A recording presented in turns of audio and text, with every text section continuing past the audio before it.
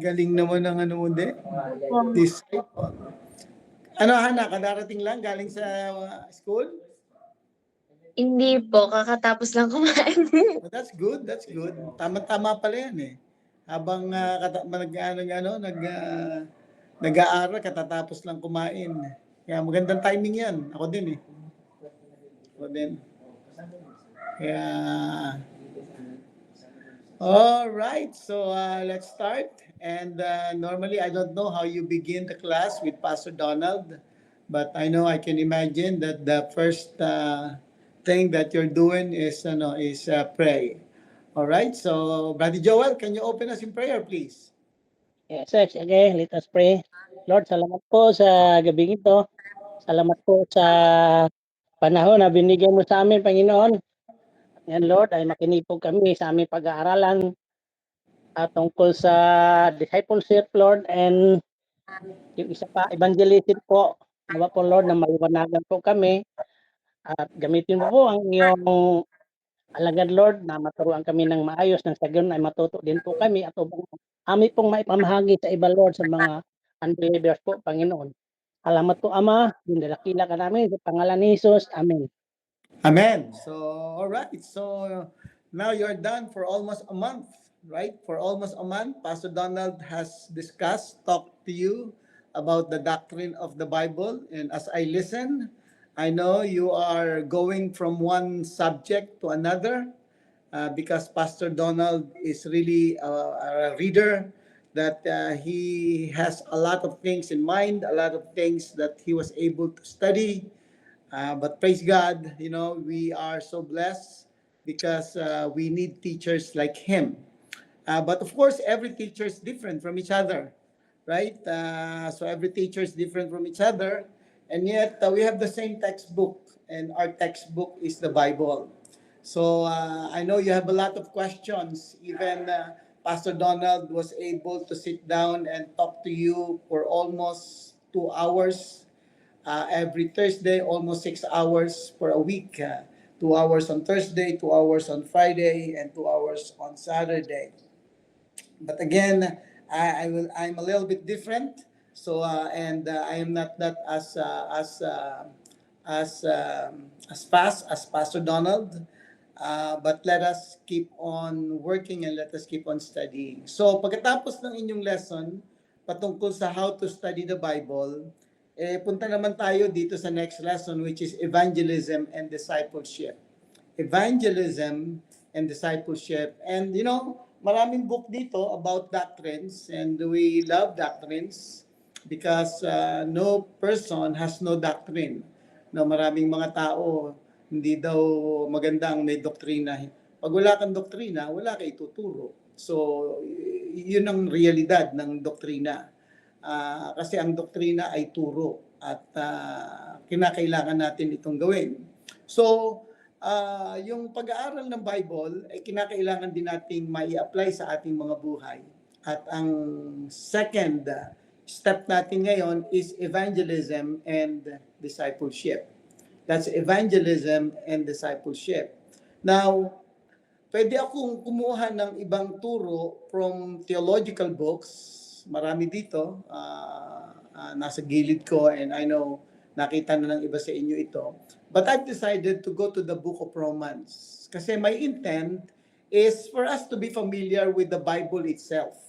No? Gusto ko maging familiar tayo lahat sa Bible itself because I believe na yung Biblia pa lang enough na para sa atin. Enough na para sa atin para maunawaan natin, para maintindihan natin ang turo sa iba't ibang area. So, kaya ito ang napili ko, Book of Romans. Na nandito yung paboritong term ng mga theologians like justification.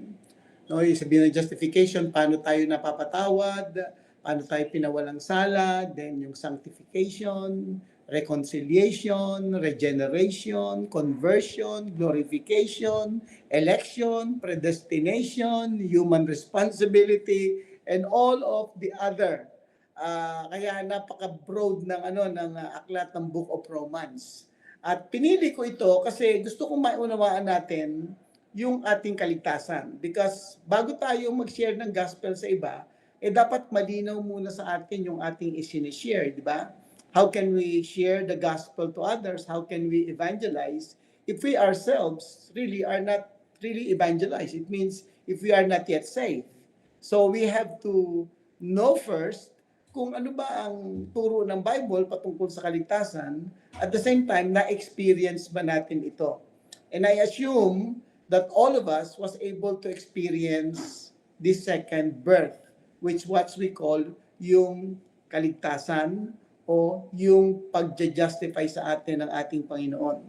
So the book of Romans is very interesting. Kaya nga, I don't know, but I know I'm late. I hope you were able to read Romans chapter 1 up to 5 kasi it explains very clearly kung ano yung kaligtasan na natamasa ng mga tao na anak ng Diyos. So, very interesting din, Romans, kaya ako ito pinili because I myself needs to review, needs to be refreshed on its teaching. Actually, dito sa gilid ko, yung mga book dito ni Pastor Donald, ang pinakamarami dito, Book of Romans. Kaya itong tatlong estudyante dito, marami kayong babasahin. Yan, napakaraming pinakamarami dito, Book of Romans. At ang guide ko rin ay isa sa mga book. So, ito ang reason kung bakit gusto ko ang Book of Romans. At the same time, ito rin ang inyong Bible reading. Okay? Ito rin ang inyong Bible reading. Kaya I assume na pagkatapos ng klase natin, which probably will last for probably 3 weeks or 3 weeks, I hope na nabasa nyo na ang buong aklat ng Romans. Ano lang naman yan, 16 chapters. No, kaysa iikot-ikot yung ating mga isip sa gabi, pwede naman tayong magbasa na ng Book of Romans para may idea tayo. So that's one of the reason kung bakit, another reason why I have chosen this book. Very interesting because as you study this, you will discover, and even I myself was able to be I was able to be refreshed, that Aurelius Augustine, one of actually the church fathers. Ang ibig sabihin ng church fathers, yun yung mga sumunod sa mga apostles. Diba si Jesus Christ, tapos mga apostles, ang huling apostles na namatay ay si John. Siya ang pinakamatanda. No, probably si John, inabot ito ng 90 years old. At namatay siya of course, sa island of Patmos, sa katandaan. At doon na isulat niya probably yung 5 aklat, yung Book of John, 1 John, 2 John, 3 John, and the Book of Revelation. Nung mamatay ng mga apostol, sumunod na yung mga church fathers. At isa ito si Augustine. At itong si Augustine ay nag-aaral at galing siya sa Milan, Italy. At meron siyang struggle even though siya ay nag-aaral ng theology. Ang struggle niya ay yung problem of the flesh. Kumbaga sa talagang medyo yun ang kanyang struggle. Kaya siya ay medyo nadi-disturb because as a theologian, hindi niya maintindihan, hindi niya malaman paano niya ma-overcome yung gawa ng laman, which I know some of you can understand. So hanggang sa meron siyang narinig na isang bata na ang sabi, tole lege, na ang ibig sabihin sa English, take up and read, take up and read. So nung marinig niya ito, binuksan niya yung Biblia at napunta yung kanyang paningin doon sa Romans chapter 13 verse 13 to 14 na ang nakalagay doon not in carousing and drunkenness, not in sexual promiscuity and sensuality, not in strife and jealousy, but put on the Lord Jesus and make no provision for the flesh in regard to its lust. That's in Romans chapter 13, 13 to 14. So yun yung kanyang nabasa. So nung mabasa niya ito, to make the long story short, ito ang nagpalakas sa kanya, ito ang nagpatibay sa kanya upang ma-overcome niya yung gawa ng laman. No, yung gawa ng laman, especially sa mga lalaki.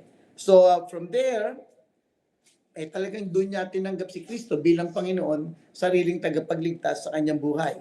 And pag kayo ay nakikinig sa mga mensahe, nagbabasa, maaaring ang isa sa daanan ninyo ay itong si Saint Augustine, Aurelius Augustine, na nabuhay ng mga 386 o 354 AD. In short, nabuhay siya 354, probably hanggang 400, na kung saan siya ay ginamit ng Panginoon. So isa siya sa mga church fathers. Ganon din si Martin Luther. No, you might hear Martin Luther, at ang isa sa actually ang verse na talagang hindi nakapagpatulog kay Martin Luther ay matatagpuan din sa Romans chapter 1 verse 17, na ang sinasabi doon, the just shall live by faith. Itong si Martin Luther ay isang monk ng Roman Catholic. Under din kay Augustine. Actually, 1,000 years ang pagitan ng dalawa. At isa siya sa estudyante doon sa Wittenberg sa Germany. At habang binabasa niya ang Biblia, of course, as part of his subject, he was convicted by Paul's central theme of justification by faith. At ito yung kanyang testimony. Ang sabi niya dito ni Martin Luther, kung makakakita kayo ng mga churches na Lutheran, doon kinuha ang kanilang pangalan ng kanyang grupo.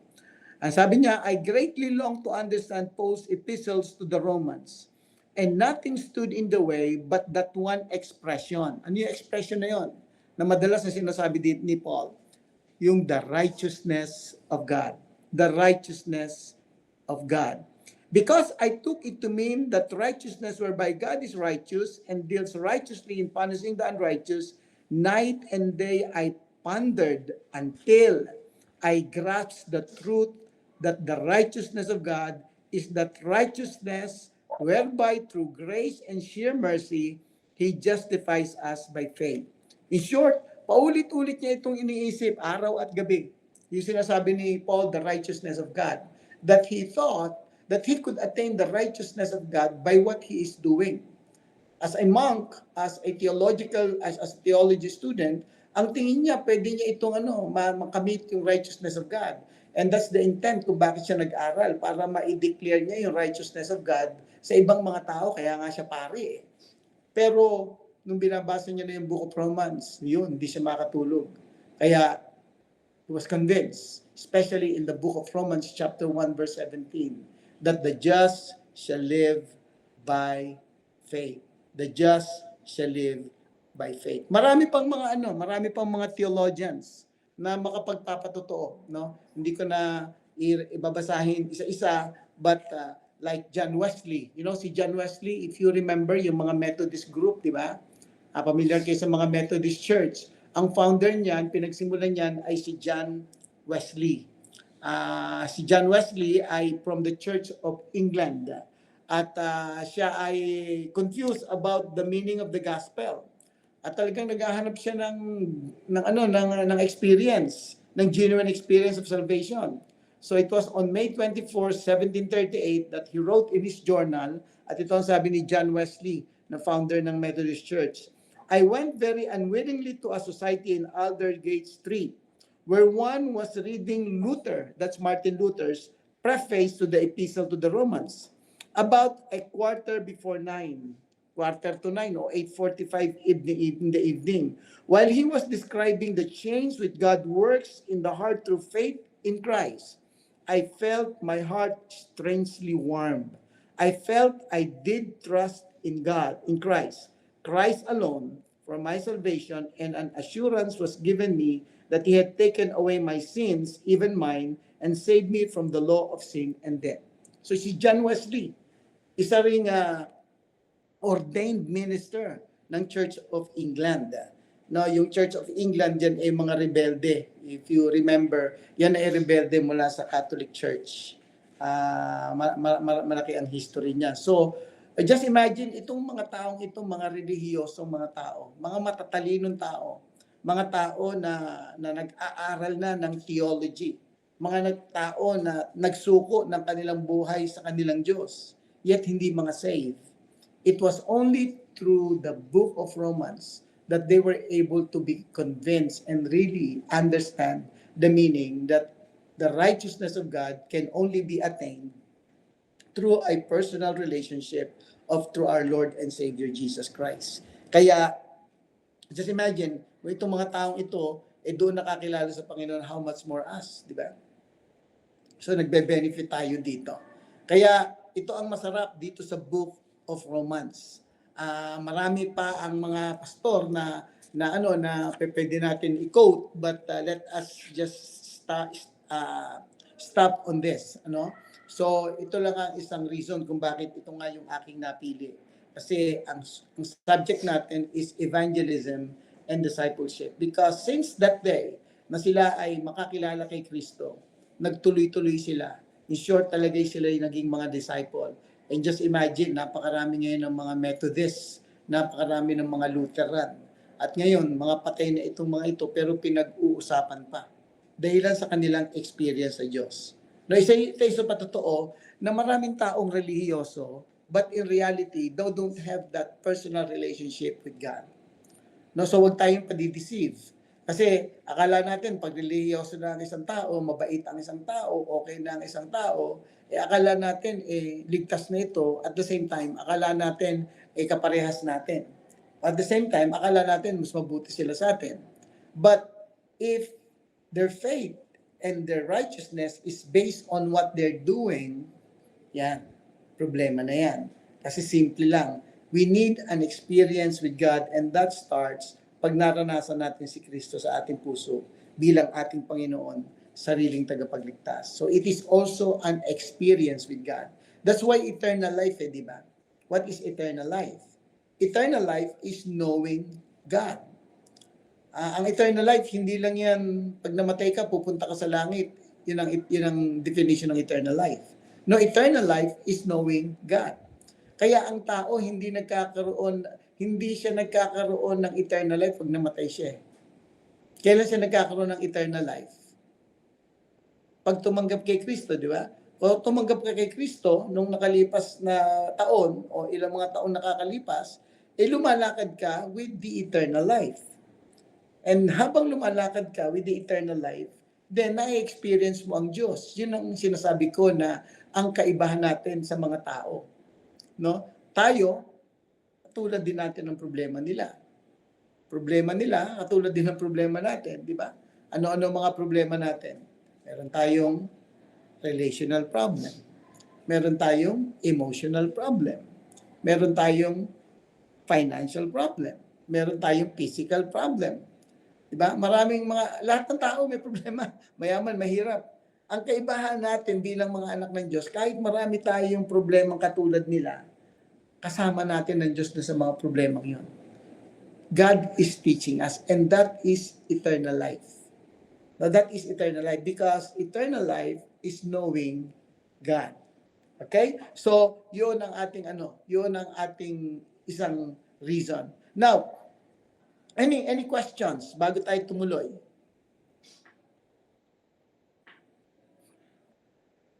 Wala, magpapatuloy na ako. Sige. Sige, si Gerald, may question ka agad. Sige. Ano ko lang po, Pastor, parang medyo naano lang po ako dito sa nabasa ko po kasi dito yung sa chapter 1, sa 24. Kung paano parang iniyaan ng Diyos na gawin yung ng mga tao dito, yung sa katawan dito na yung pagnanasa nila sa laman. So yung sinasabi, God gave them up. Diba? Sige, tutuloy tayo dyan. Pero i-suspense natin, ha? Bigyan kita ng assignment. May dami kang babasahin dito.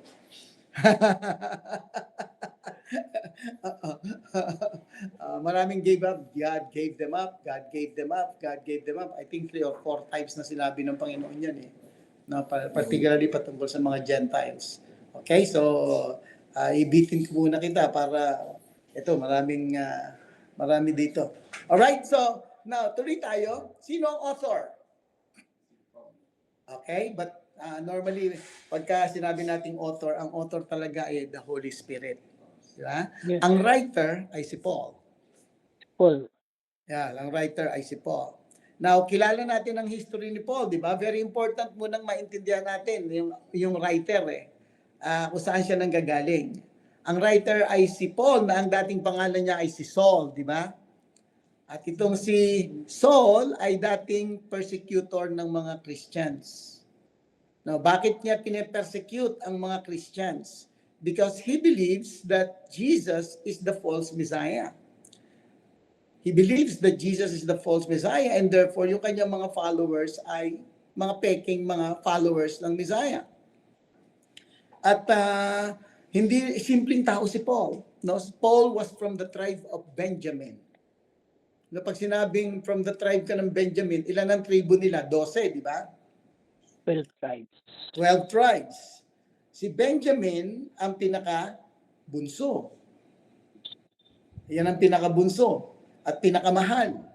At the same time, nung ma-disperse ang 12 tribes, ang natira lang sa Israel ay ang Benjamin at ang Judah. Yung first king nila, you remember si King Saul in the Old Testament, was also from the tribe of Benjamin.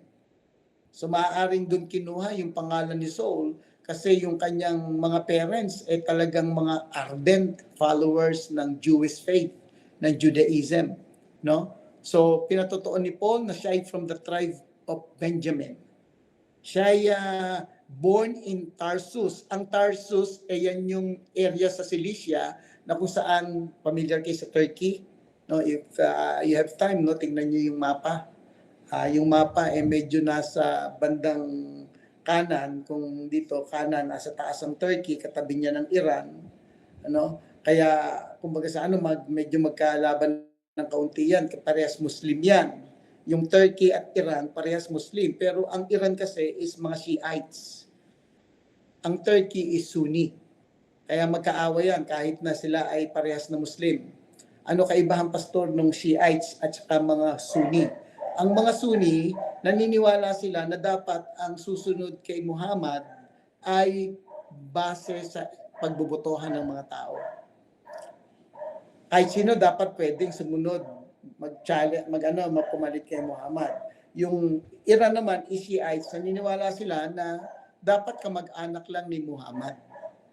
Kumbaga sa yun ang difference ng Muslim. But anyway, sinabi ko lang yun kasi nga nabanggit dito na si Paul is from Tarsus and that is part of modern Turkey now.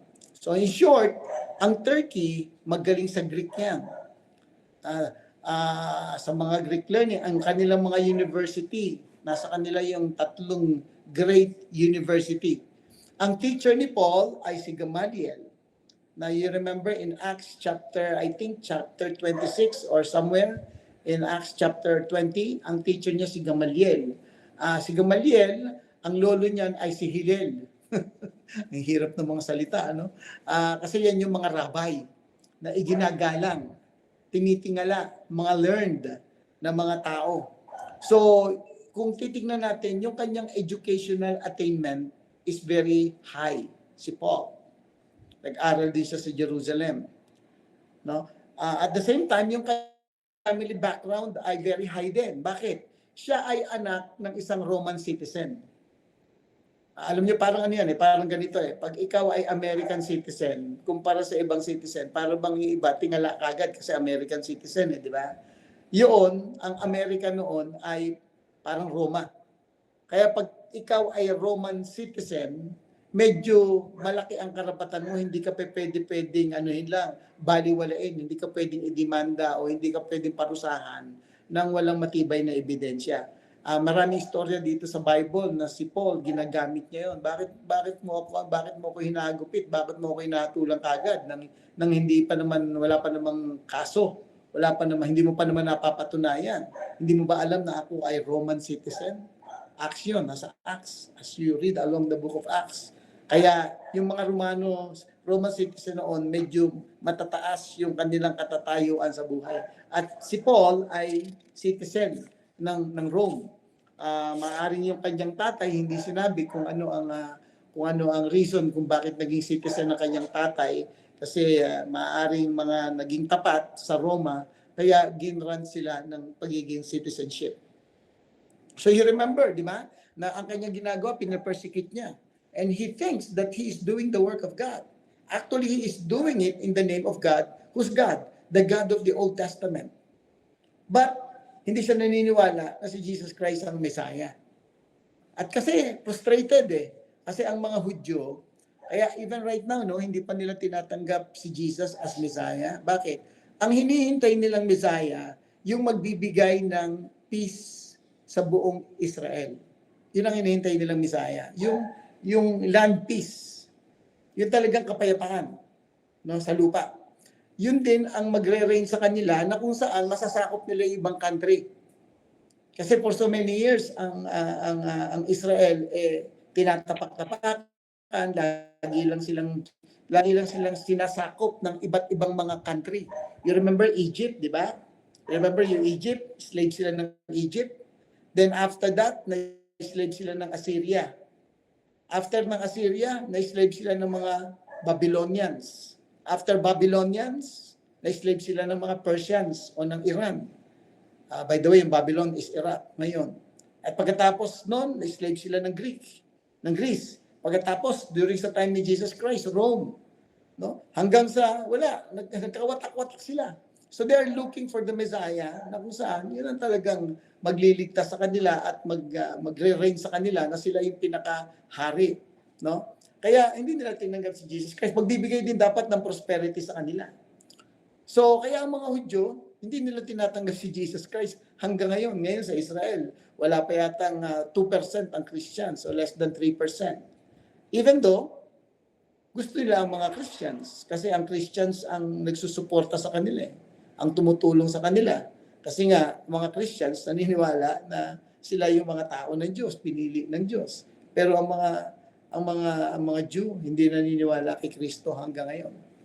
No, so yun ang isa sa reason kung bakit hindi naniniwala si Paul. He's frustrated. At the same time, he thinks that they are doing a disservice to the nation of Israel because they are preaching the wrong Messiah. But eventually, alam natin kung anong nangyari kay Paul, di ba? Kay Saul. Remember Acts chapter 9? Siya ay tinagpo ng Panginoon patungo sa Damascus.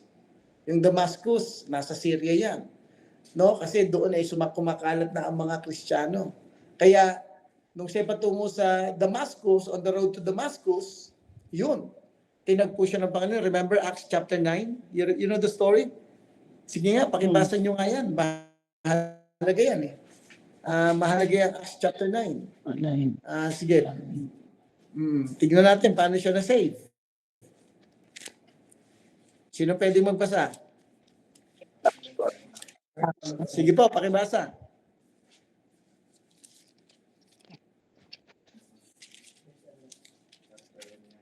Chapter 9. Tignan nyo, paano na-save itong si Saul. Verse 1. Chapter 9. Samantala patuloy ang pagbabanta ni Saulo na may papatay ang mga alagad ng Panginoon.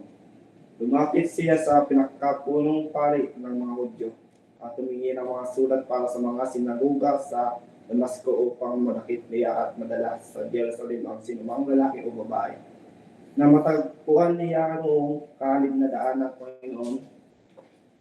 Verse 3.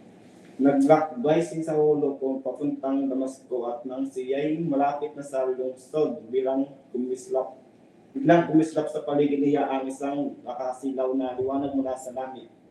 Or natumba siya sa lupa at narinig niya ang isang tinig na nagsasabi, Saulo, bakit mo ako inuusig?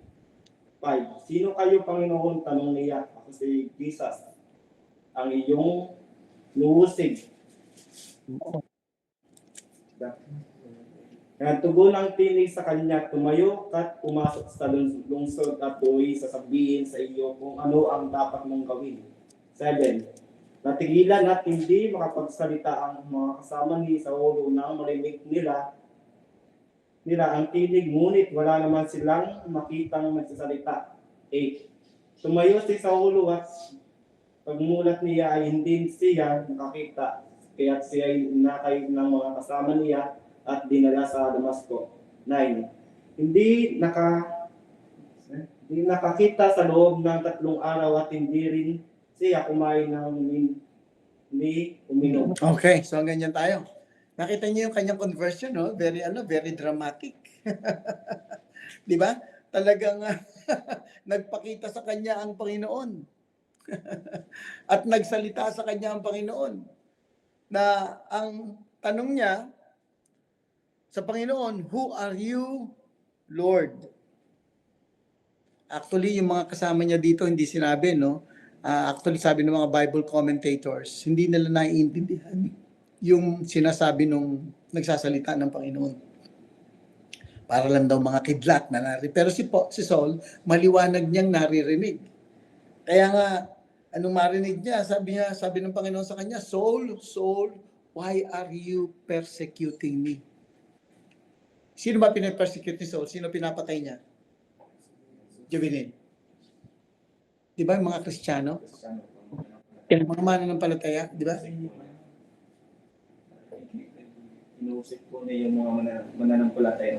Oo, di ba? Inuusig niya, pinapersecute niya, pinapapatay niya. No, you remember Stephen, chapter 7, di ba?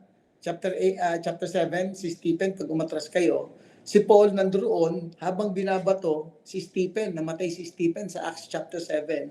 At si Paul ang tiga susog. Siya yung tiga, sige, batuhin nyo. Maaaring hindi sinasabi ng Bible na pumulot ng bato si Saul, pero siya yung talagang nagsasabi, batuhin nyo hanggang sa namatay si Stephen.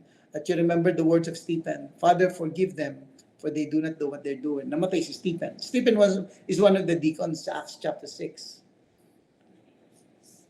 No, in short, very dramatic.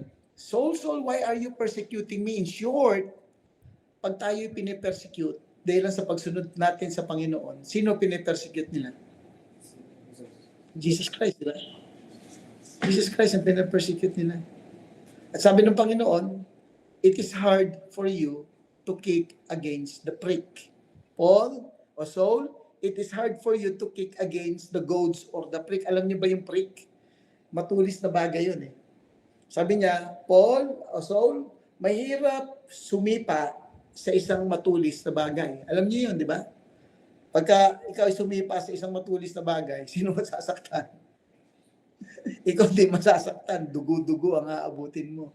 So in short, sinasabi ng Panginoon kay Saul, Saul, you will just hurt yourself if you will just keep on doing this. Kaya nakakalungkot yung mga nagpe-persecute din sa atin eh. Kasi pag sumusunod tayo sa Panginoon, may mga taong galit. Nako, marami tayong mga istorya niyan. No? Minsan nakakalungkot pa, nga lang, yung mga magulang natin, yung mga kaibigan natin. I don't know your testimony. Pero nung ako'y sumunod sa Panginoon, ayaw ng mga kaibigan ko. Alam ko, ganun din si Joel. Alam ko, marami sa atin dito may testimony niyan. No? Kasi akala nila, sinusundan natin eh. Akala nila, relihiyon yung sinusundan natin eh. Pero alam natin, sinusundan natin ng Panginoon. Eh dito si Saul, yun ang sinabi sa kanya, "Why are you persecuting me?" And truly, right? Kung hindi naman dahilan kay Kristo, hindi naman magiging Kristiyano yung mga tao sa New Testament at tayo eh. Kaya lang naman tayo sumusunod kay Kristo dahil sa naging Kristiyano tayo. Di ba? Kaya tayo nagbibigay ng ating buhay. Dahil sa naranasan natin ang Diyos sa ating mga buhay. At hindi natin pwedeng hindi sundin. Hindi pwedeng hindi tayo sumunod. Yun nga ang kaibahan eh. Mas lagi nating sinasabi, an experience with God. That is eternal life. Because eternal life is knowing God. And we can know God through His Son, through our Lord and Savior, Jesus Christ. Diba? Kaya yun yung kanyang conversion. Alam nyo, dramatic. Ang nangyari nga dito, hindi pa siya nakakita ng 3 araw ba? Ilang araw siyang hindi nakakita? 3 days. 3 days. 3 days. Hindi makakain. No? I don't know kung hindi rin makatulog. Parang kanta. Until such time na kinausap ng Panginoon si Ananias. Right. Joel, di ba? Ano nangyari, Ananias. Joel? Ano nangyari? Kwento mo. There was a certain disciple at Damascus named Ananias. Unto him said the Lord and a vision, Ananias, and he said, "Behold, I am here, Lord." Okay, wala si Inutusan siya ng Panginoon na Aha. pumunta sa isang lugar. Mhm. Inutusan siya ng Panginoon na pumunta sa isang lugar Mhm, para kasi para makita niya si Saul, okay. papagalingin niya. Aha. Yung lagyan niya parang putik Aha. sa kanyang mata para gagaling siya. Pero dagli-dagli bang sumunod si Ananias? Dagli-dagli ba siya sumunod? Did he immediately follow? Did he not hesitate? Yun, Pastor. Hindi siya nag-hesitate, Pastor. Tingnan niyo, kung nag-hesitate, tingnan niyo sabi diyan sa ano? Verse 13. Lord, arise. Sabi niya, sabi sa Ano sabi sa verse 13? kasi natakot kasi siya, Pastor. Natakot, di ba? Kasi Oo. kilala niya si Saul. Sabi sa verse 13, Oo. but Ananias answered, Lord, I have heard from many about this man, how much evil he has done to your saints at Jerusalem. And here he has authority from the chief priest to bind all who call on your name. So takot. Si Ananias. Kaya nagdadoubt siya. Nagda-doubt siya. But ano sabi sa kanya ng Panginoon? Ananias, don't worry. Why? Because I will show him he is a chosen instrument of mine to carry my name before the Gentiles. Yes. Diba? Kita niyo kung paano pumili ang Panginoon, diba? Talagang pinili niya si Saul. Naging Paul ang pangalan para mag-share ng gospel, particularly sa mga Gentiles. And truly, yung mga churches na nakita natin, ano yan, karamihan dyan, mga Gentiles. Actually, lahat. Meron dang mga Hellenist na mga nag-adapt ng Greek culture, pero mga Jew. No? So, yun ang ano. And then, makita niya itong si Saul, yun. Pinag-pray niya, hinipo niya, at doon lang nakakita itong si Saul nung dumating si Ananias. At pagkatapos, nung makakita itong si Paul, ano ginawa niya? Nagpabaptize na siya, Pastor. Nagpabaptize. Pagkatapos niya magpabaptize, verse 10, 20, ano ginawa niya? Ano siya? Verse 20, ano ginawa ni Saul? He preached a Christian in the synagogues. Yan, immediately he proclaimed Jesus in the synagogues. Nag-shift. Remember, Paul was a learned person of the Old Testament. In short, kabisado niya ang Old Testament. Alam niya ang all the passages about the Messiah. Master siya nun eh. Immediately, nung makatagpo niya ang Panginoon, o tagpuin siya ng Panginoon, yung lahat ng Old Testament passage na alam niya, nagliwanag. Ba, ito pala ang talagang fulfillment ng pangako ng Old Testament. Just imagine, they have been waiting for their Messiah for thousands of years. Hanggang ngayon, hinihintay pa nila. Kaya itong mga Hudyong nakikita natin, hanggang ngayon, naghihintay pa yung mga yan. Malaking istorya yan, but I don't want to jump, no? Kasi ayoko mawala yung attention natin dito sa ating pinag-aaralan. Pero si Paul, nakita niya kaagad sa Old Testament. Ito yung sinasabi ng Old Testament.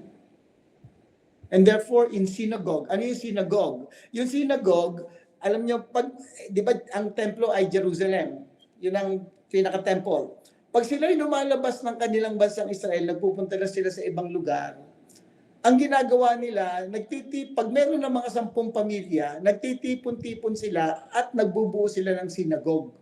Ibig short, isang lugar na kung saan doon sila nagmi-meet, parang katulad nito, parang church. At doon, meron silang reading of the Old Testament, meron silang singing, at meron silang sharing, parang ginagawa natin ngayon. Kaya doon siya nagpupunta kasi doon pinapahayag ang Old Testament looking forward for the arrival of the Messiah. Kasi yun ang lagi nilang hinihintay. Yun ang kanilang pinag-uusapan because they are really in torment. Kasi during this time, under sila ng Romans eh. Mga alipin sila. Actually, before the Romans, yung mga Greeks. Before mga Greeks, mga Persians. Before Persians, mga Babylonians. For thousands of years, yung kanilang country, yung kanilang mga tao mga servant. Wala silang freedom. Of course, religious freedom, meron sila. Kasi binibigyan sila ng ng leeway para din ma-practice yung kanilang relihiyon. But in reality, they are under the dominion of great powers like Rome, Greece, Alexander the Great, of course, under Greece, and then sila, ang Persia, under Darius, no, under kay Nebuchadnezzar. So, they're waiting for so long. But itong si Saul, sabi niya, wow, now I found the Messiah, or the Messiah found me. Diba? Kaya pinresent na kagad sa synagogue. At talagang walang makadebate sa kanya. Walang manalo sa kanya sa debate. Kahit ano, just imagine yung galing nito sa Old Testament. Kaya ang ginagawa sa kanya ng tao, nung walang mananalo, ano nangyayari ngayon? Pag binasa niyo yung tuloy-tuloy ang chapter 9, galit sa kanya at gusto siyang patayin. Galit sa kanya at gusto siyang patayin. Hanggang sa yun, tumakbo na lang si Saul. No, kumbaga sa nag-ano na lang, umiwas na lang. So, rich background. No? Pero by the way, alam niyo nung matagpuan siya ng mga apostol na, yung unang mga natakot, di ba, sa Ananias at yung ibang mga tao, nung mga apostol na, ang kaharap ni Saul, tignan niyo ang sabi. Tignan natin yan para makumpleto yung ating istorya. Bago natin ito tapusin. Saan ba yan? Aha.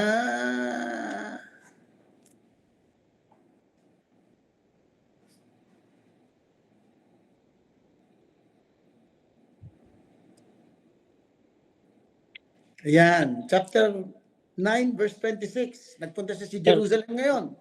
9:26. Pakibasa ulit, Joel. Nagpunta si And when Saul Saul was come to Jerusalem, he essayed to join himself to the disciples, but they were all afraid of him, and believed not that he was a disciple. Hindi siya naniwala. Pati mga alagad, di ba? Pati yung mga apostol. Natakot sila. Pero merong isang tao dyan na tumulong sa kanya. Verse 27. But Barnabas took him and brought him to the apostles, and declared unto them how he had seen the Lord in the way, and that he had spoken to him, and how he had preached boldly at Damascus in the name of Jesus. Okay. So merong isang tao na nag-lead, nag-encourage. Sino? Barnabas. Di ba? Bernabe sa Ingles, sa Tagalog. Alam niyo ba, Barnabas. ang ibig sabihin ng salitang Barnabas o Bernabe? Son of encouragement. Yan. Siya yung tiga-encourage. Actually, bagbabalik kayo ng Acts chapter 4, nagkakaroon ng tagutom. No? Kasi nagkaroon ng revival. You remember in Acts chapter 2, many got saved, mga 3,000. Sa sobrang saya nila, nag-stay sila sa Jerusalem. Siyempre, paano mo papakainin yung 3,000? Kaya yung bahay ng mga kapatiran sa Jerusalem napuno ng problema sa mga pagkain. Kaya itong si Barnabas, pinagbili yung bahagi ng kanyang lupa at pinakain yung mga taong nagugutom ng mga kapatiran natin kasi nag-stay sila sa Jerusalem after that Acts chapter 2 Kaya maraming mga naging mananampalataya, thousands after ng 3,000, di ba? Meron pang 5,000. No? 7,000 ang mga nakakakilala sa Panginoon because of the preaching of the gospel. So si Barnabas ang encourager. No, kanya-kanya tayong role, di ba? I know, merong mga tao ding nakakapag-encourage sa inyo na nagpupus sa inyo para magpatuloy. Kayong tatlo, di ba? Nag-encourage lang kayo sa isa't isa. Kaya masarap, may mga kasama tayo dito. So anyway, so yun ngayon yun ang istorya ni Saul. No? Yun ang istorya niya. Kaya mahalaga, siya yung sumulat ng Book of Romans. Siya yung sumulat ng Book of Romans. Alam nyo, i-advance ko kayo, no? Si Saul ay medyo maliit na lalaki, ang sabi ng mga Bible scholars. Sabi nila, medyo kalbo pa. Medyo malaki pa ang mata. Kumbaga sa medyo nakaka-intimidate yung kanyang itsura. Nakaka-intimidate yung kanyang itsura. Tapos ang tapang na preacher.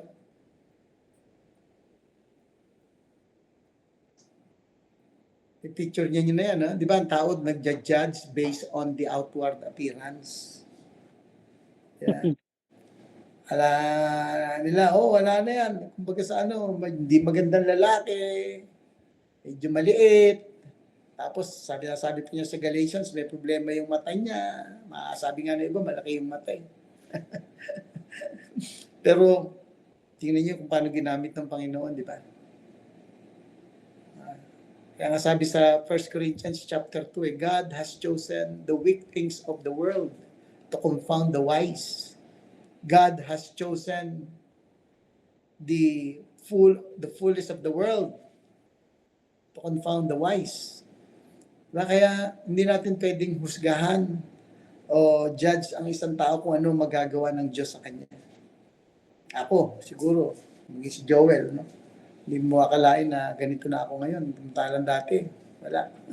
Patapon din ng buhay. Walang pupunta. Pag nakakakita ko ng mga nagkakariton dyan, naalala ko sarili ko, nagkakariton ako noon eh. Pag nakakita ko nagtitinda ng mga ice candy, titinda ako ice candy. Pag nakakita ko nagtitinda, wala na yung masyadong nagtitinda ng dyaryo eh. At titinda ako dyaryo. Namumulot ako ng mga bakal, ng mga kung ano-ano. Makakilala ko sa Panginoon, konduktor ako ng bus. Namumunduktor ako. Hanggang sa tagpuin ako ng Panginoon.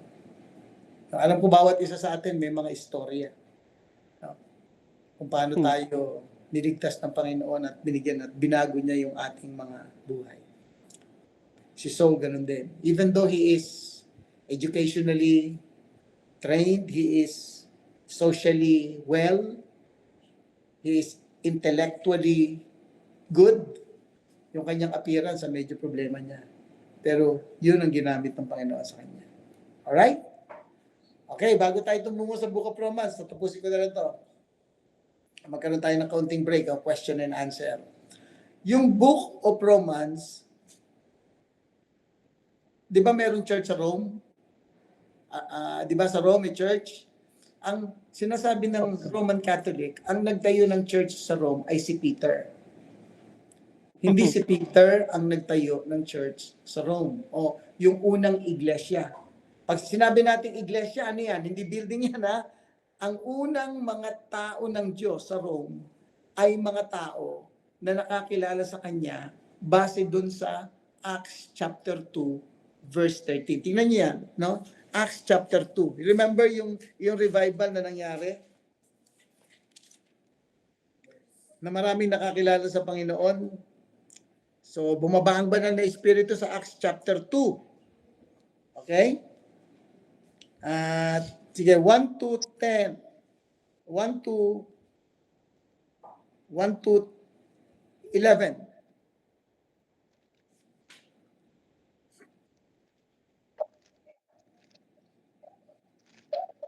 Sige, sino pwedeng bumasa? Juvenil, sige, basa. Nagkatipon-tipon silang lahat sa isang lugar. Ang sumapit ang araw na Pentecostes.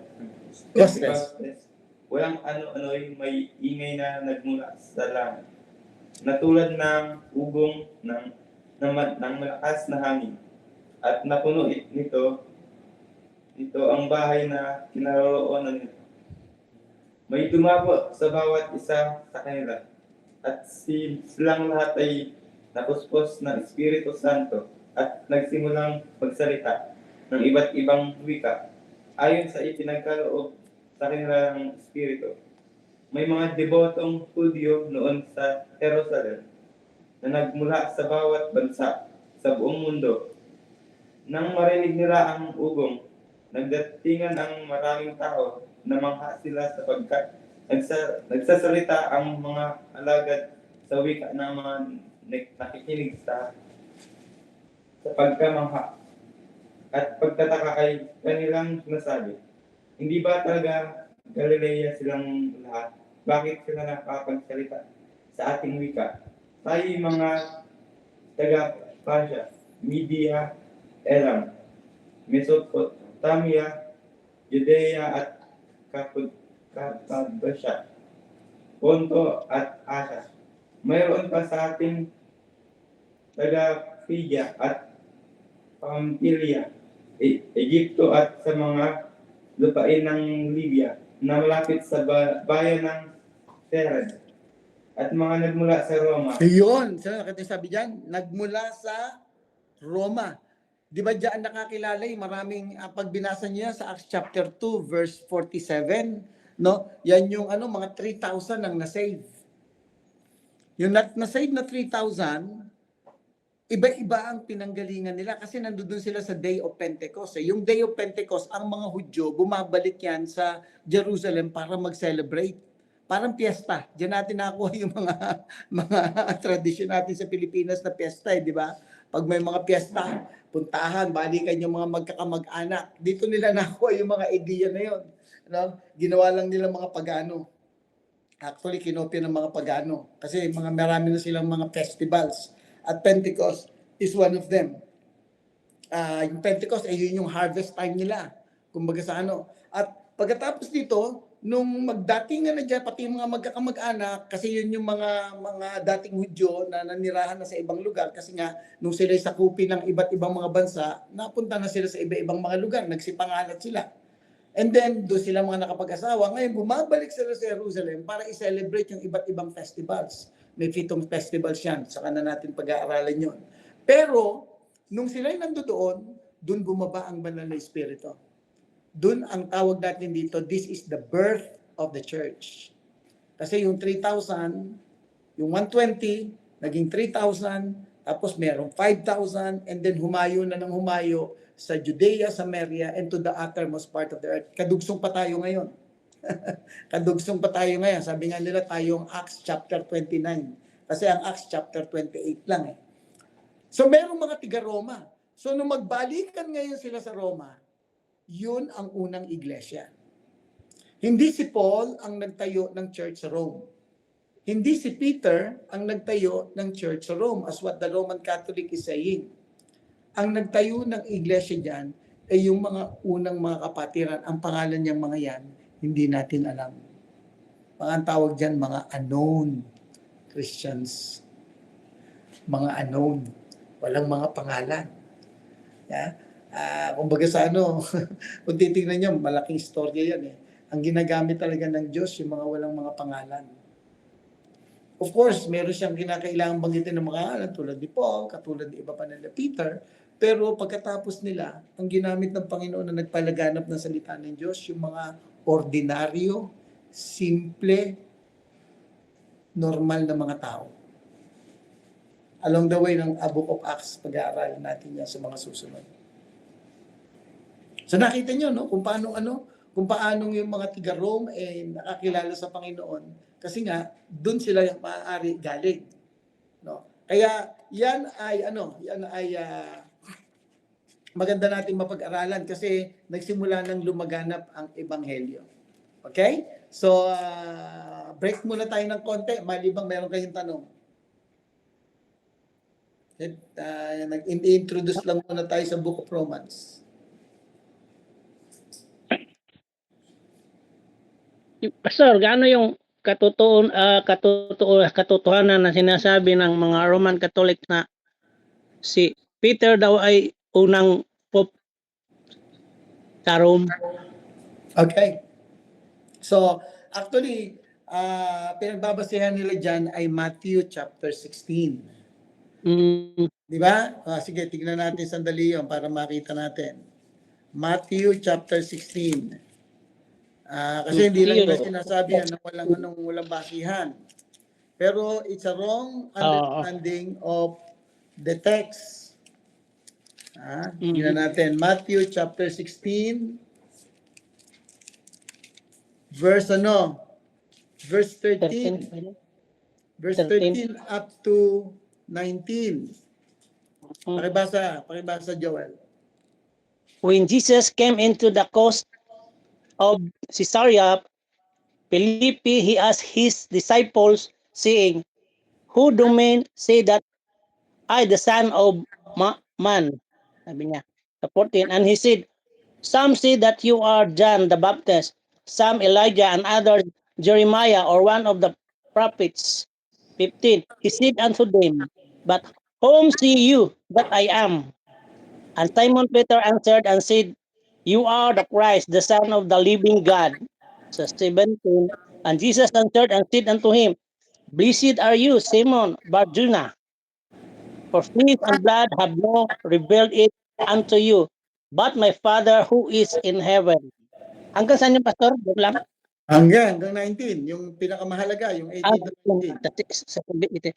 And I see also unto you that you are Peter, and upon this rock I will build my church, and the gates of hell shall not prevail against it. Sa 19, and I will give unto you the keys of the kingdom of heaven, and whatsoever you shall bind on earth shall be bound in heaven, and whatsoever you shall loose on earth shall be loosed in heaven. Okay, so yun ang basihan nila na sinasabi nila na kaya si Peter ang first pope kasi yung susi daw ay ibinigay kay Peter. Di ba? Pero again, ang mahalaga diyan yung una, yung verse 18. But I tell you, you are Peter. Ang ibig sabihin ng salitang Peter ay Petros, small stone. Small stone. Small stone. No? Kaya, but I tell you that you are a small stone, Peter, and upon this rock. Ang ibig sabihin ng rock ay Petra. In short, a big stone. Rock.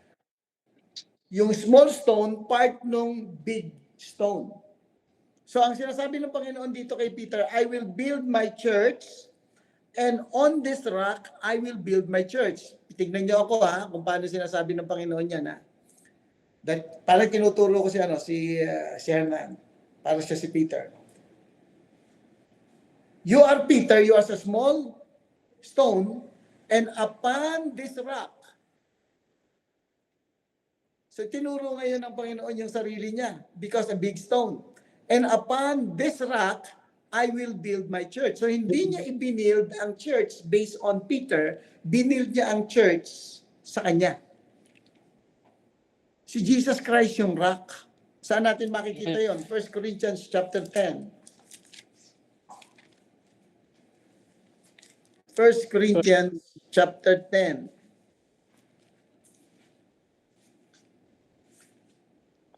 Natatandaan nyo nung paluin ni Moses yung bato? You remember that story? Na nagre-rebelde si Moses kasi walang tubig, mamamatay sila sa uhaw, 'di ba? Ang sabi ng Panginoong Diyos kay Moses kausapin mo yung bato. Ano ginawa ni Moses? Pinalo niya yung bato, 'di ba? Lumabas yung tubig. Lumabas yung tubig, pero nag-disobey siya sa Panginoon. You remember na si Moses ay hindi nakapasok sa Promised Land? Kasi matigas yung ulo rin.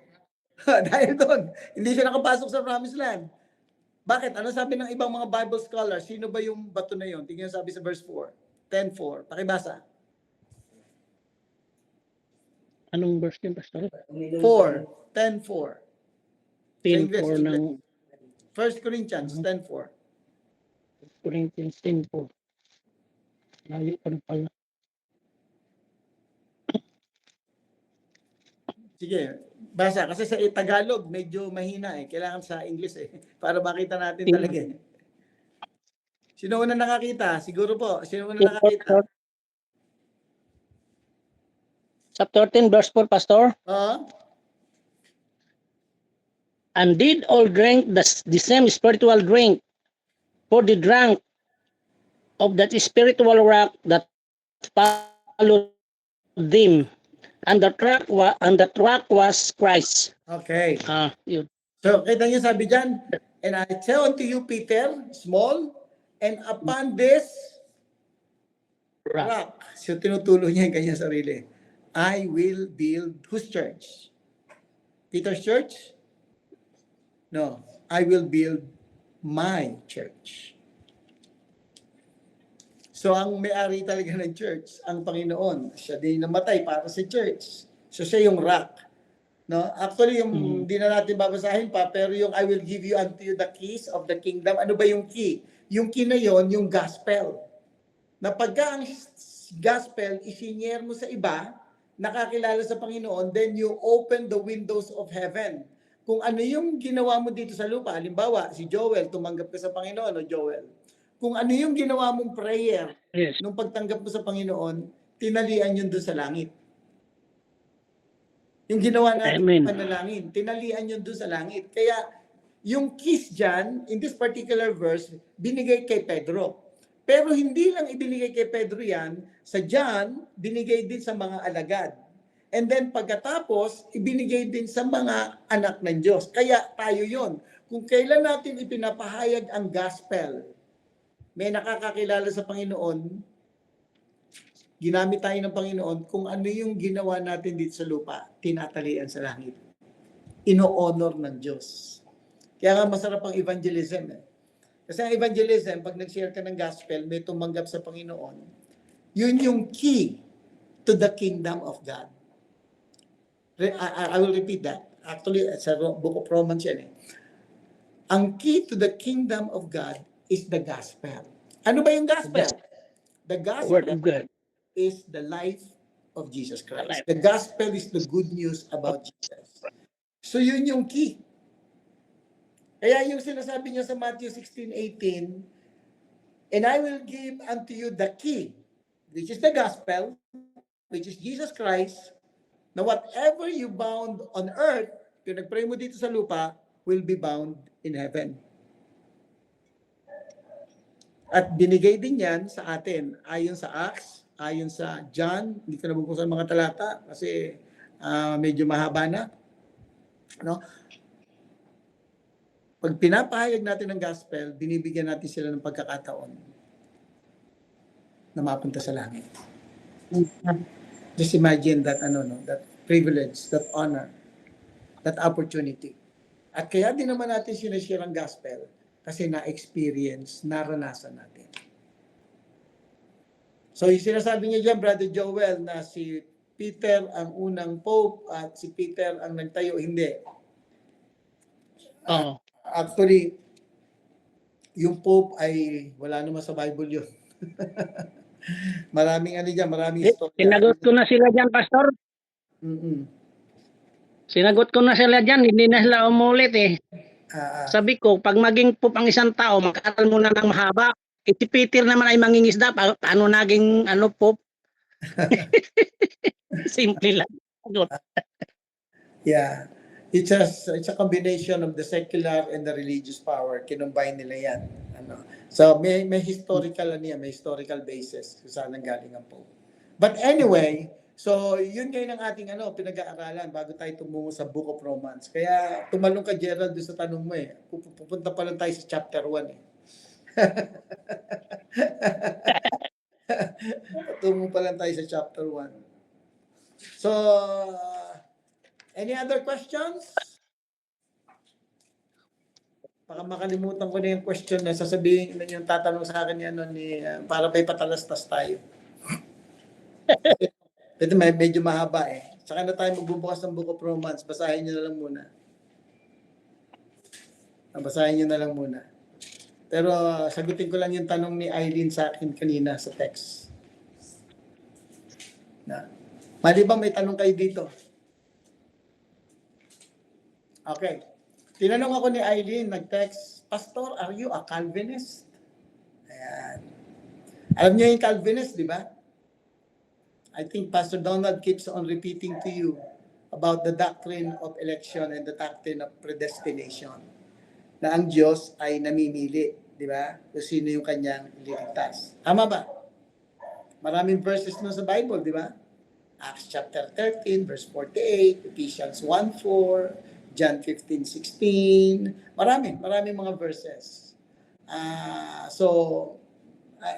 Ang kilala yon ay ang laging nagsasabi nun si Calvin, si John Calvin. No, si John Calvin. Kaya tanong ni Eileen sa akin kanina, Pastor, are you a Calvinist? Na because bago ko sagutin yon, merong isang opposite side. Ang pangalan ay si Arminius. Si Arminius naman, Arminian, naniniwala na ang tao may karapatan na may kapangyarihan na tumanggap o tumanggi. Ibig sabihin meron siyang free will or human responsibility. Do you get the point? Sure, dito sa kabila, Yes, sir. sabi niya na ang Diyos ay namimili kasi ang tao ay patay. So kailangan buhayin ng Diyos. Di ba? Kaya namimili ang Diyos ng mga ililigtas. Elected. And praise God, because I assume that all of us here are elected. But on the other side, merong human responsibility. Dito sa kabila kasi kay Calvin, wala. Kumbaga sa patay nga eh. So it's Calvinist versus Arminian. Ang tanong ngayon sa akin ni Eileen, Pastor, ikaw ba'y Calvinist? Kasi si Pastor Donald, very strong dyan. Very strong talaga si Pastor Donald, which I respect. Naniniwala naman ako doon. Pero ako hindi Calvinist, hindi rin ako Arminians. Ako ay Biblicist. Eileen, ano yung sabi ko? Ako ay Biblicist. Ano ibig sabihin ng Biblicist? Sa Bible. Ako, kung ano lang talaga yung sinasabi ng Bible. Yung kasi ang comment ko eh. Normally, the doctrine of election is in the Bible. Really. It's in the Bible. It's in the Bible. But, meron din namang mga talata sa Bible, marami, about human responsibility. Di ba? Dito sa Romans, kung titingnan niyo diyan sa Romans, ang isa sa binabanggit sa Romans ay yung text na for whom he foreknew, he predestined to be conformed to the image of his son. Romans chapter 8 verse 29 yon. Pero nasa Romans din yung Romans chapter 10 verse 13. Tingnan niyo sabi ng Romans chapter 10. Verse 9 muna and then 13. Yung tubig pala. Sige, sabi sa 10:9. Sige, tagabasa sa Tagalog, Hernan. Kung ipahayag ng inyong bibig na si Jesus ay Panginoon at buong puso kang sasampalataya na siya ay muling binuhay ng Diyos, maliligtas ka. Okay. Verse 13.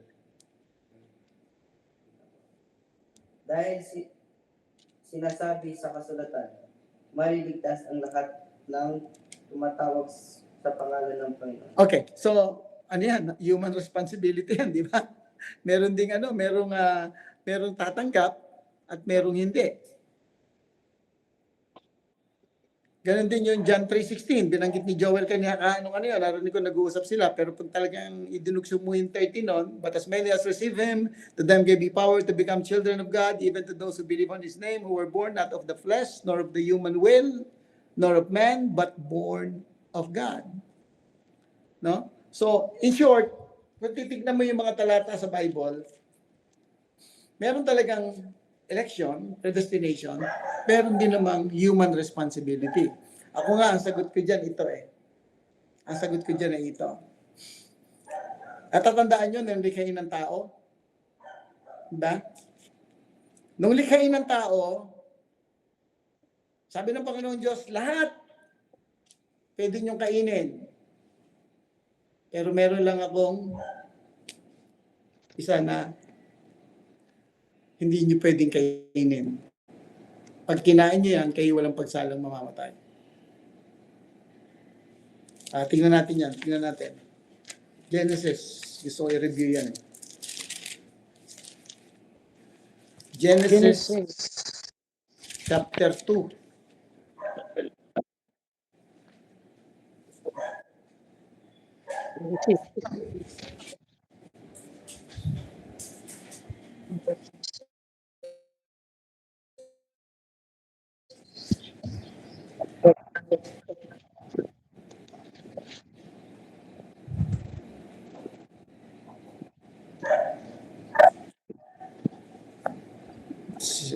Verse 15.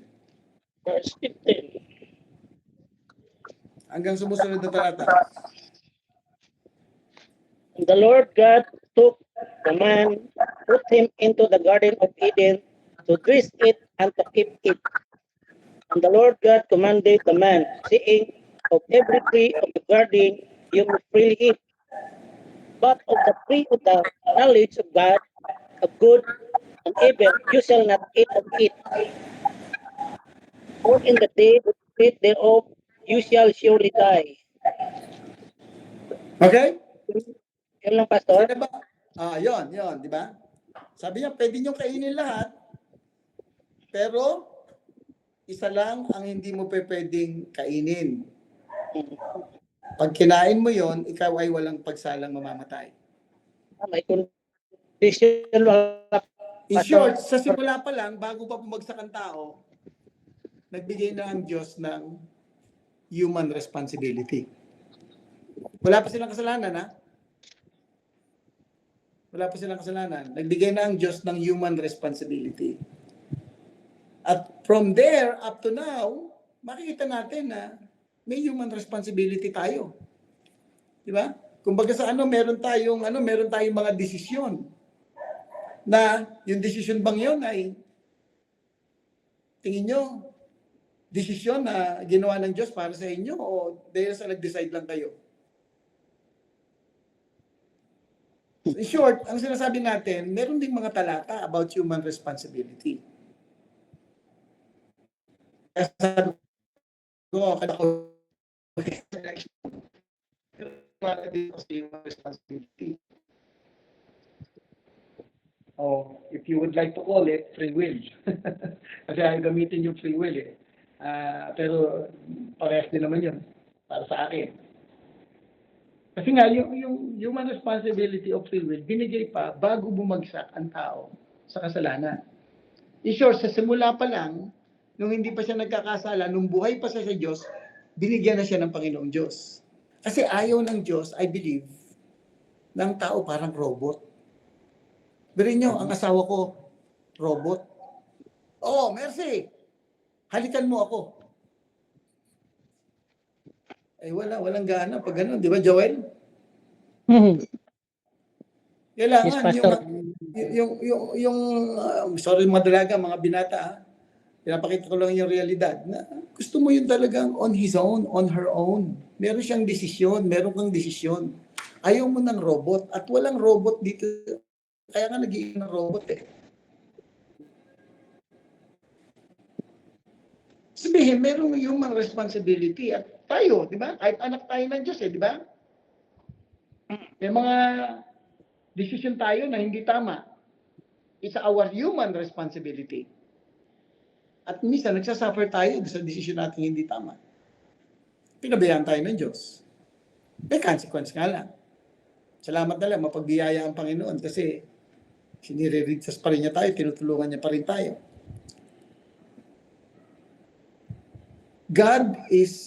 One of the argument is God is a just God.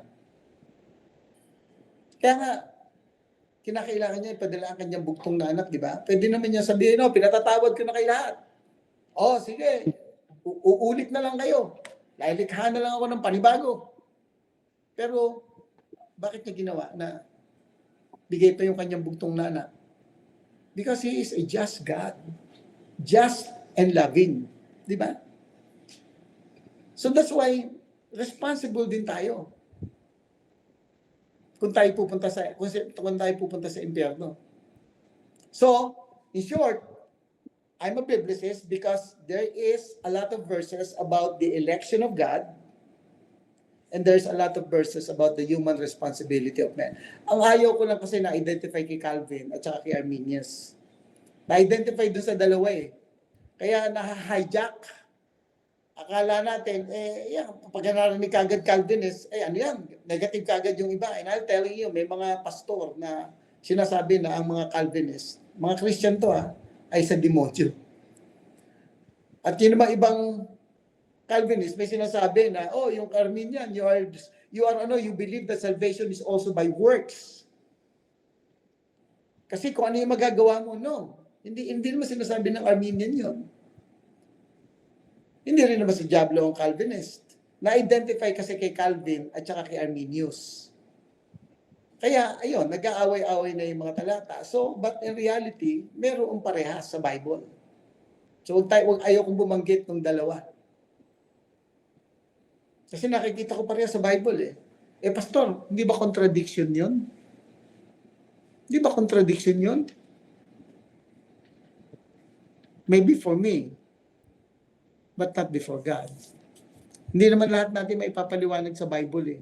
Hindi natin pwedeng lagyan lahat ng sagot sa human natin. Niloloko ko nga eh. Si Pastor Donald eh. Alam niyo naman. Sabi ko, niniwala ako dyan. No, magkano? Pero, pinabanggit ko rin minsan yung mga talata about human responsibility. Actually, ito pinag-uusapan natin, matagal na ito noon pa.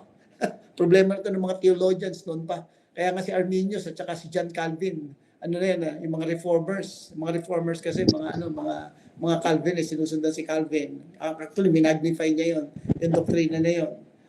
Iba, nagiging double predestination pa eh. Hanggang sa nag-counterpart yung kabila, no, hindi pwede na ang Diyos din. Pagka ang Diyos namimili ng pupunta sa langit, in short, namimili din siya ng pupunta sa impyerno. So, paano mo ibabalanse yung dalawang yun? Di ba? So, parehas na sa Bible. Contradiction pa, Pastor, maaaring sa atin. Pero, hindi sa Diyos. Pero sabi ko nga, hindi kaya ito ang sagot? O sige, yung election, namili ang Diyos. Pinili niya si Jesse, pinili niya si Joel, pinili niya tayong lahat ngayon dito. Okay, pili ko na ngayon. Eh maraming natira. Maraming hindi napili. O di yung hindi napili, kung sino tatanggap sa inyo kay Kristo, pwede pa rin kayong maging anak ng Diyos.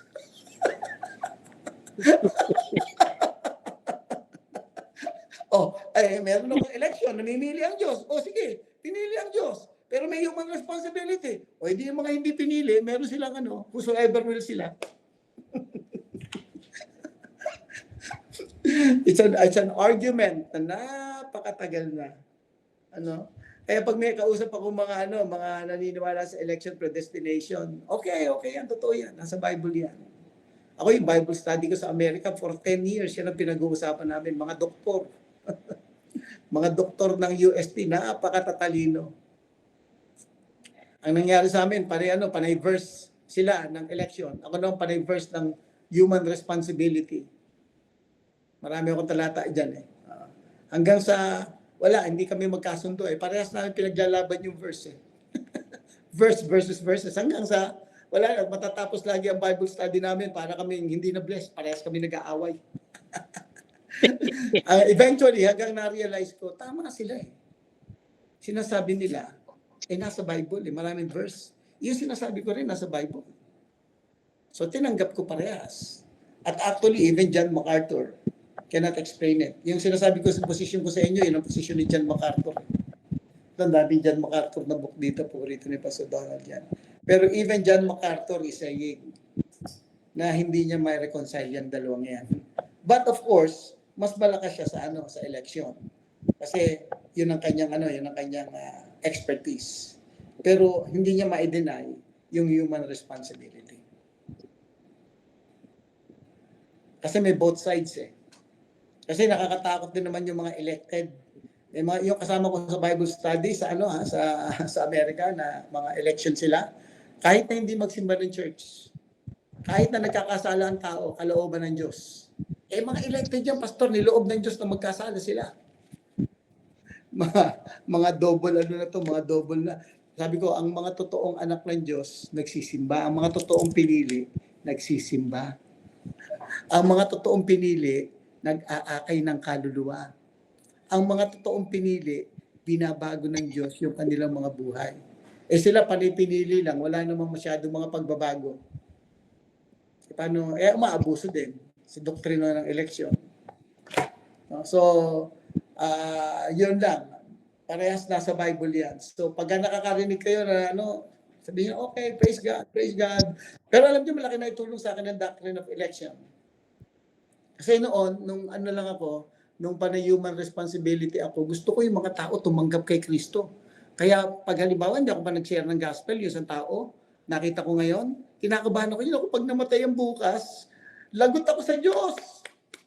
Kasi hindi ko na-share ng gospel, kaya kinakailangan ko share ng gospel. Kaya lagi akong stress.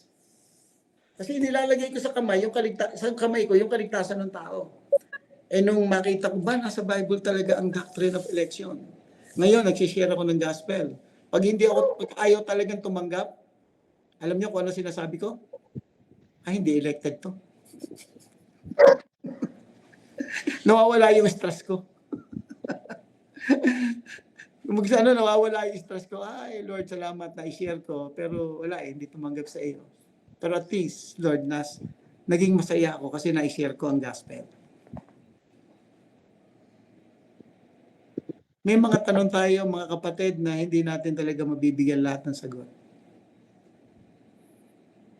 We are human beings. At salamat kasi hindi natin lahat bibigyan ng ng eksaktong paliwanag. Parang Trinity, di ba? Trinity, napaka-mahiwaga. Pwede natin banggitin yan sa Bible, pero hindi mo talaga mag-grasp. Okay? So pag nagtuturo si Pastor Donald about election, tanggapin nyo, nasa Bible yun. Sige. Meron pa hong tanong? Pastor, talagang election lang ako. Okay yun, walang problema. But we have to share the gospel. Yes. Importante yung pastor, yung share the gospel. Mm-hmm. That's a human responsibility. Mm-hmm. Election, okay ng election kasi lahat naman tayo napili ng Diyos eh.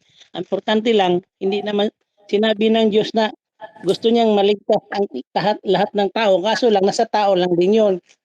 Katulad nung sa John 3:16, whosoever believeth on Him, yun lang ang nanampalataya sa Kanya.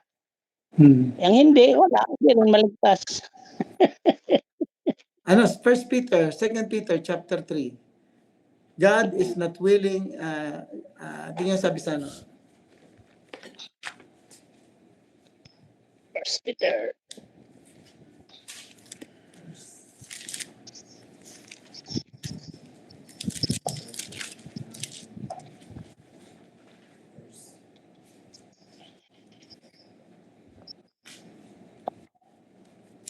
First Peter chapter 3 ba yun?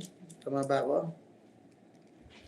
Chapter 3. God, ano sabi diyan? Teka, hanapin ko ha.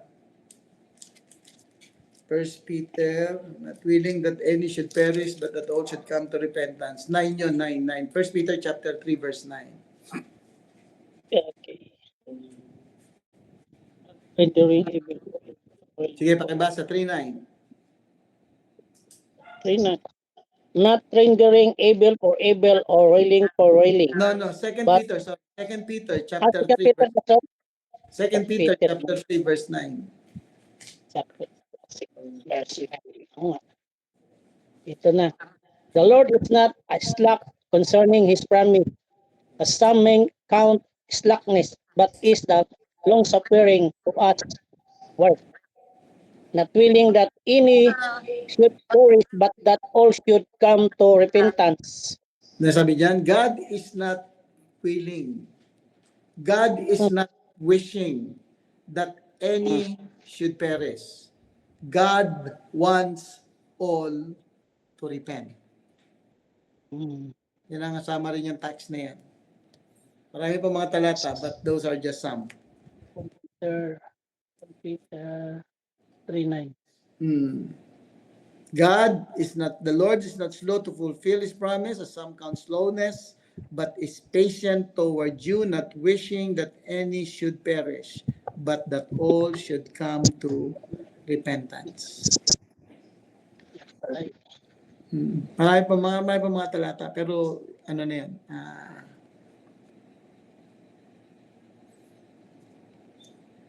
Anyway, may paliwanag din naman dyan ng ang mga Calvinist. But that's why I'm a biblicist. I'm taking it at its word. I'm taking God at His word.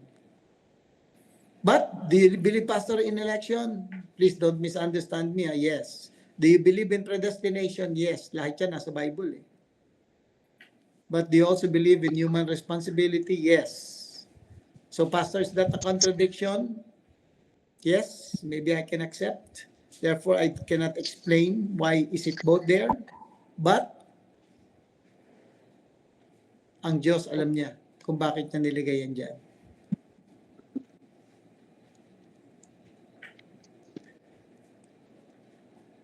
So, Aileen, okay na?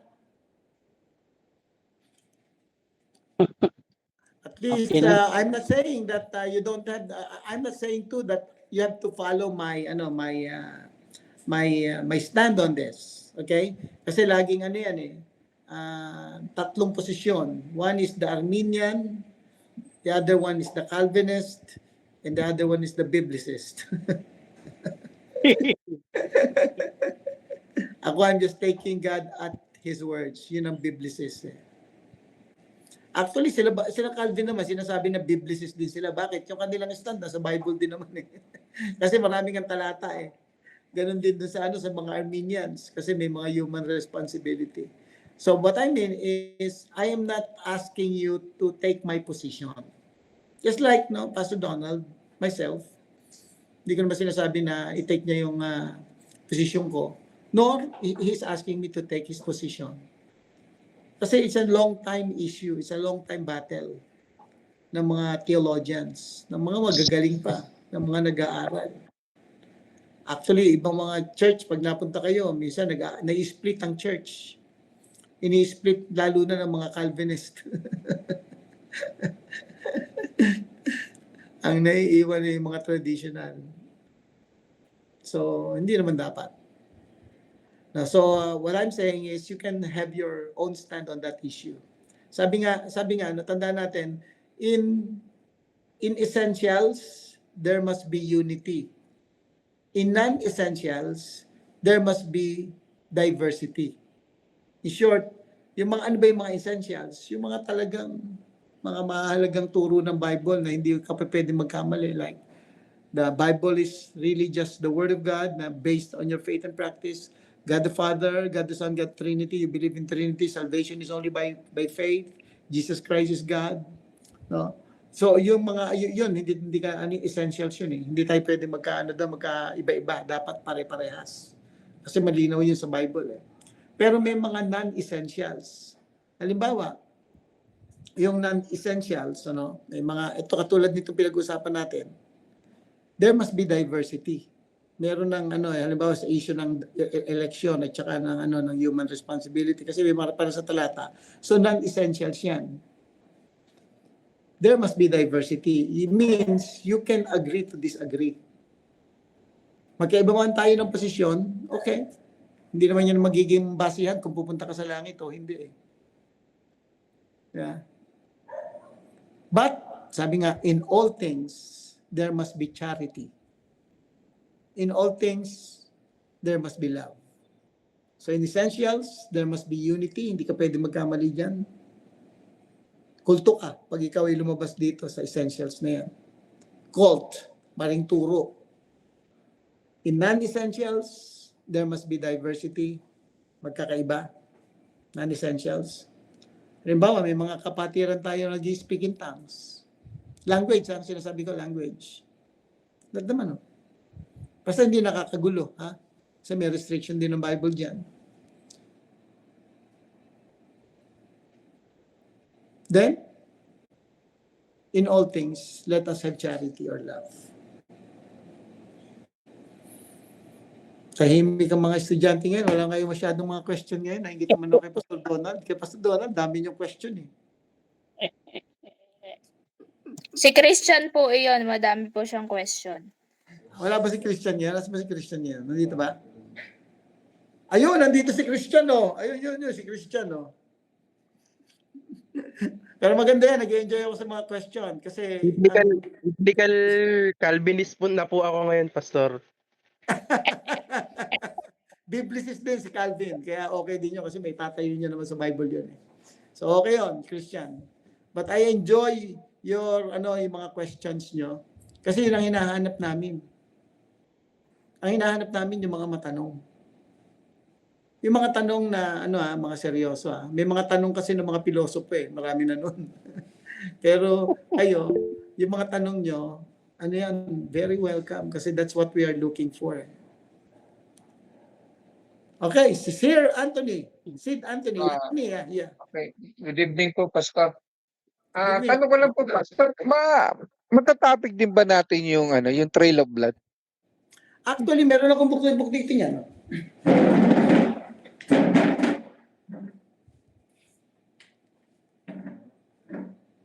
Oo. Opo. So, Bible. siguro, kay Pastor Donald, kasi tinalakay niya yung How to Study the Bible, di ba? May mga translations na because the Trail of Blood that's the history of it. Medyo mahaba lang. Probably, pwede natin kasi ang lang naman dyan, yung King James, di ba? King James Version. Yun lang ang pinaka-summary. Tama ba, Anthony? Tama? Yung hindi, Pastor, siguro yung yung, kasi di ba yung sa Baptist history, may tinatawag na Trail of Blood. Yeah. Apo. Yeah. So, gusto ko yung tanong kung accurate po ba talaga yan? actually, may mga tao kasing dogmatic yun ang problem Maaring, okay, let me give you my view. You can justify it on the one side, but you are leaving the other side of it. Nakuha mo, Anthony, ibig sabihin? That's not the full history of Christianity. That's part of the history of Christianity. This means you cannot contain God sa pamamagitan lang ng linya ng Trail of Blood. Kung paano nangyari sa mga Christian. May other bigger issue pa na ito din naman ay mga tapat na lingkod ng Panginoong Diyos na hindi kasama dito sa grupong to. One thing that I've learned is this: I cannot manipulate God. Ang ibig ko sabihin, I cannot say na ang Diyos ay gumagawa lang sa pamamagitan ko at sa pamamagitan ng alam ko. Because God is a big God. So I am not criticizing the Trail of Blood. It's they have the right, kasi meron naman talagang mga Kristiyano na talagang dinidescribe ng ganon, na talagang yung kanilang may mga nagsusunod-sunod na ipagpapatuloy nila. Pero hindi lang lahat ng ito, meron pang other side na kumikilos din ng Diyos dito na hindi inire-record ng Trail of Blood. Kaya nga yung Trail of Blood, nakita mo yung history niya, ang book niya maliit, di ba? Normally, ang mga history book dapat mga makakapal. I can understand also that there are some dangers kasi may mga false Christians, may mga false group na nagbabranch into false group pa. No, but again, for me, ang Diyos ang bottom line na pwedeng gumawa ang Diyos ng revival sa iba ding grupo na hindi lang dito sa Trail of Blood. Okay. So do you get where I'm coming from? Yes po, Pastor.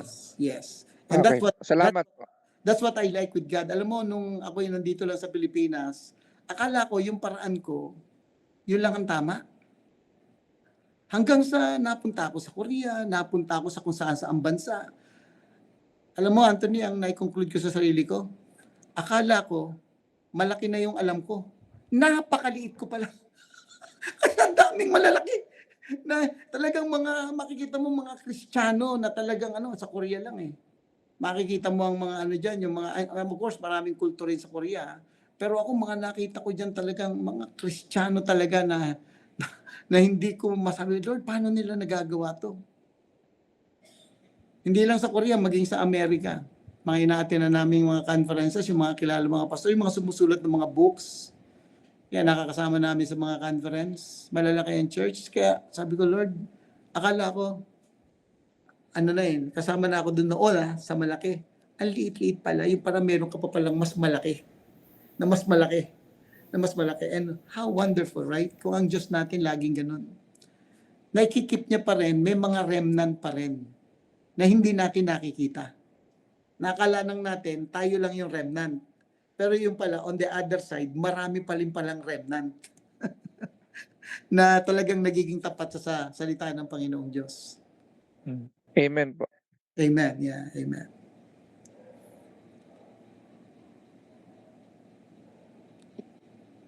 Alright, so sa next week na ulit tayo. Punta na tayo sa Book of Romans. Sabi ko sa inyo, naikli ako magturo eh.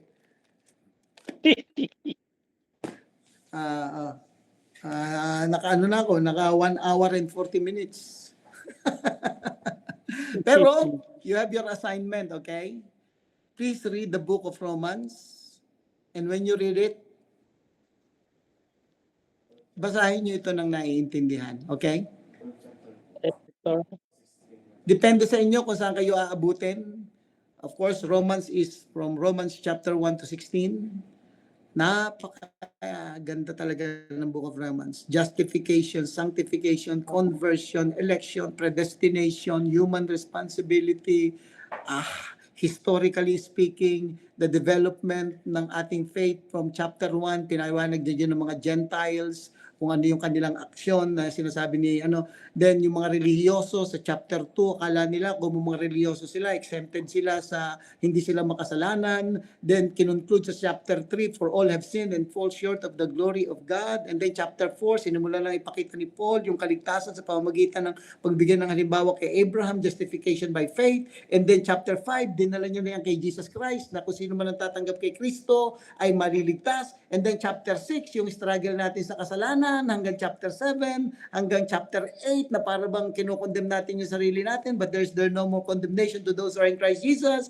And then pagkatapos niyan, chapter 9, punta na ngayon siya sa issue ng Israel, ng mga Jew, up to chapter 11, and then pagkatapos nun, chapter 12, therefore, I beseech you, therefore, by the mercies of God, you present your bodies as a living sacrifice, holy, acceptable unto God, which is your reasonable service, be not conformed. Sinabi niya yun. Then, chapter 13, yung attitude na naman patungkol sa government, then chapter 14, yung mga nagkikisuran, at chapter 15, yung mga may iba-ibang opinion, tinakil niya kung paano. And then chapter 16, nagbanggit siya na ng mga pangalan ng mga tao na hindi silang natin mababasa pero kasama niya sa ministry ng Panginoon. Very, very interesting and very, very fruitful pag binasa niyo ang Book of Romans. Sabi nga nila, the Book of Romans is the constitution of the bylaws, of the Bible. Yeah. Kaya intindihin lang. Kung hindi niyo maintindihan sa King James, punta kayo sa NLT. Kung hindi niyo maintindihan sa NLT, punta kayo muna sa ibang translation na maintindihan niyo. Tagalog, okay lang. And then, kami naman mga pastor, yun, pag kami mga masisela ng kasi may mga, sometimes may mga mabababaw na sa ibang translation, then paliwanag namin pag meron kayong tanong. While hindi naman namin tinitiyak na lahat ay alam namin. But we will learn together. Okay, so let's pray. Father, we come before you, Lord. We thank you for truly the Bible is not only logical, but it is also can be proven. This means that it is verifiable all along history, because not only yung history na sinasabi namin, but even the secular history and even secular historians testifies about the followers of Jesus Christ, about Jesus Christ himself, and even about the unearthing of a lot of these evidences to prove that the Bible is really true. And thank you, because not only logical, not only verifiable, but the words is also experientiable. O wala na pong ibang aklat na makapagbibigay sa amin ng tatlong bagay na ito for us to really be convinced that the word is truth. And the truth is the most important thing sa buhay ng tao. At salamat po, Panginoon, dahil po kay Kristo, kami, Panginoon, ay pinalaya mo sa pamamagitan ng katotohanan. At salamat din, Panginoon, kasi po, pag binabasa namin ang Biblia, it is really coherent. This means, Lord, that it connects from Genesis up to Revelation. It is the story of one person, the Lord Jesus Christ, who loves us. Every one of this author or writer in the Bible, even though they don't know each other, even though they have different occupations, different jobs, different status in life, yet, Lord, they are just pointing to one, and that is our Lord Jesus Christ, whom you have sent for us to be able to have eternal life. Not only for the afterlife, but even for the present life. So Lord, salamat sa oras na ibinigay mo sa amin. At patuloy, Panginoon, tulungan mo na itong aming mga pinag-aaralan ay hindi lang makapagpatibay ng aming pananampalataya, but for us to be ready na kung may magtatanong sa amin, kung ano yung pag-asa na nasa amin, maisasabi namin o maipagtatanggol namin ang amin pong pananampalataya. Hindi kami sumusunod ng bulag. Hindi kami nananampalataya ng hindi namin nauunawaan. Nananampalataya kami na nauunawaan po namin. Hindi po katulad ng maraming tao, sumusunod ng hindi po nila nalalaman at hindi nauunawaan. Salamat, Lord, sa iyong salita. At patuloy pagpalain mo ang bawat kasama ko ngayon. Ikaw, Panginoon, ang nakakakita ng mga puso, hunger sa truth. At ikaw, Panginoon, ang nagsabi na yung mga nagugutom, nauuhaw sa katuwiran at sa katotohanan, you are feeling them. Kaya po, Lord, salamat sa biyayang ito. Ingatan mo kami sa aming pagpapahinga ngayong gabi at patuloy pupurihin ka namin paglilingkuran.